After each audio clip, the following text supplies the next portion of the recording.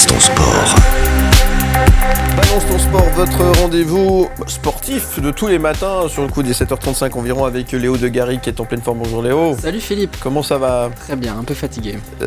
Un peu fatigué parce qu'il a regardé quoi à la télé hier soir ? Football hier soir, la Ligue des Champions bien sûr. On va en parler justement. Alors, il n'y a que du ballon aujourd'hui, c'est de la balle aujourd'hui.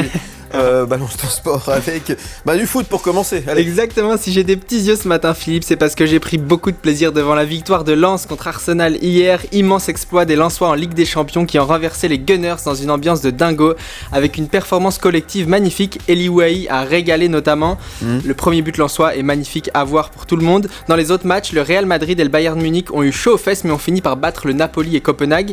La surprise de la soirée, c'est la défaite de Manchester United à domicile contre Galatasaray. Ce soir, match à très gros enjeux pour les Young Boys qui vont sur la pelouse de l'Étoile Rouge de Belgrade. La marche sera sûrement trop haute pour IB pour accrocher une des deux premières places du groupe. On le rappelle, dans le groupe, il y a Manchester City et Leipzig. Ça boxe pas dans la même catégorie. Mais la troisième place est qualificative pour la Ligue Europa, le deuxième échelon européen. Et IB doit déjà viser cette troisième place.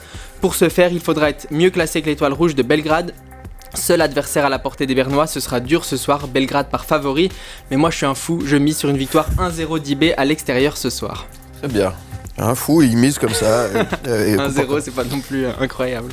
On laisse tomber le ballon pour le puck et on va parler hockey maintenant. Ouais, hier c'est bien simple, tout le monde jouait à 19h45. Et pour les aficionados de National League qui nous suivent, et Dieu sait qu'ils sont nombreux, voici ce qu'il faut retenir. Souvenez-vous, en ouverture de la saison, Lausanne affronte Fribourg, 1-1 au bout du temps réglementaire, prolongation, victoire de Fribourg. Et bien hier soir, Lausanne-Fribourg, 1-1, prolongation, victoire de Fribourg. Exactement le même scénario et Fribourg qui prend la tête par la même occasion.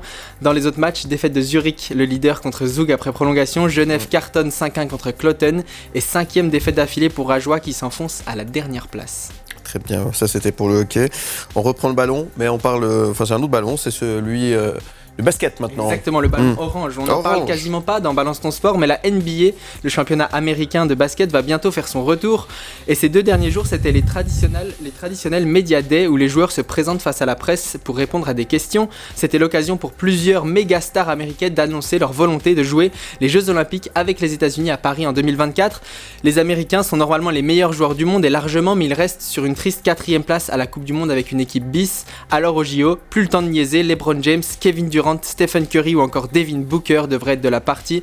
On n'aimerait pas être sur la route de Team USA l'été prochain.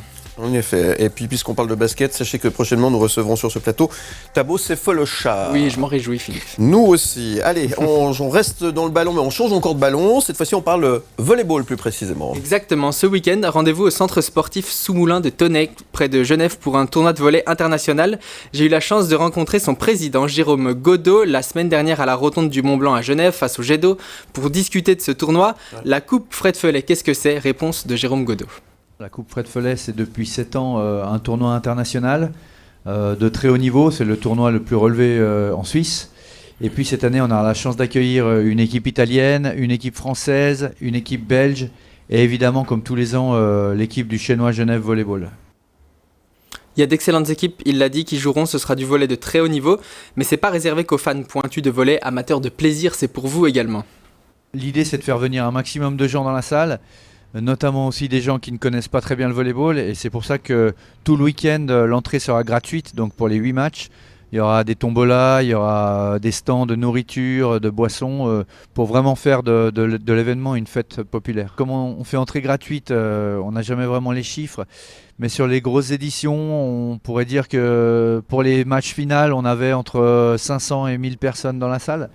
Donc voilà, si sur l'ensemble du week-end, on a entre 1000 et 2000 personnes, on sera content. C'est gratuit, c'est sympa et c'est initiatique en même temps. Exactement, et c'est pour la bonne cause aussi. L'association Fred Follet qui lutte contre les tumeurs cérébrales sera présente sur place. Qui est Fred Follet ? Jérôme Godot nous l'explique. Fred Follet, c'était un joueur du Chenois Genève Volleyball qui a été formé au club, qui jouait en Ligue nationale A et puis également qui était membre de l'équipe nationale suisse.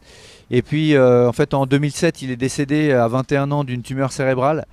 Et du coup, 10 ans après, on a décidé de créer un tournoi à son nom en son hommage. Merci Jérôme Godot, merci Léo Degary. L'événement se déroule ce week-end donc. Exactement, juste à côté de Genève, allez-y, ça vaut le détour. Voilà. Demain, on parle de quoi ? On parle d'une course à pied populaire avec Jeanne Hofer qui sera sur notre plateau.